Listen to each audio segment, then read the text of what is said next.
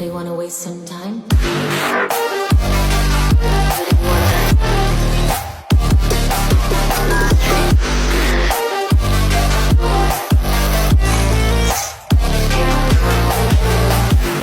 Je vous présente aujourd'hui des petites définitions et des petits conseils pour bien débuter en piratage informatique. Le piratage est un art qui a intéressé des générations de programmeurs.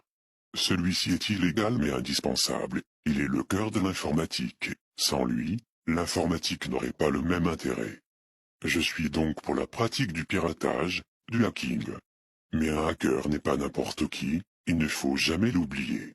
Devenir hacker n'est pas à la portée de tout le monde, c'est un art, une pratique, des connaissances. À l'aide de Geek King vous apprendra tout d'abord ce qu'est concrètement un hacker. Un hacker est une personne qui montre une passion pour la compréhension des fonctionnements intimes des systèmes, ordinateurs et réseaux informatiques en particulier. C'est évidemment la compétence fondamentale du hacker.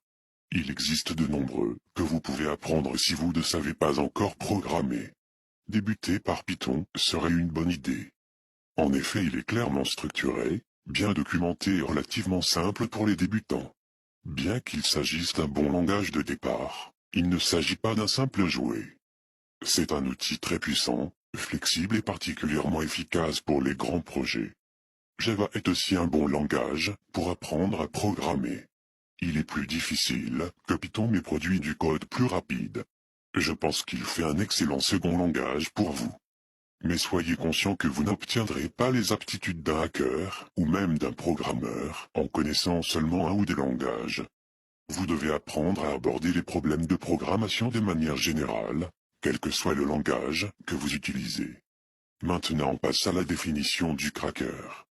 Certaines personnes pensent qu'un cracker est une personne qui va craquer un logiciel de sorte qu'il puisse l'utiliser sans limite dans le temps, mais pour d'autres un cracker est une personne qui détruit des systèmes informatiques, qui prend des documents ou effectue d'autres actions du genre pour l'argent.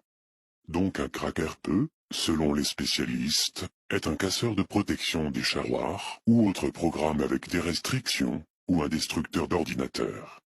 Voilà, c'est fini pour aujourd'hui, mais il reste d'autres vidéos, ils sont en cours de réalisation par l'administration. La prochaine vidéo sera sur le piratage des sites web. À plus. For more information, contact www.progeekking.com.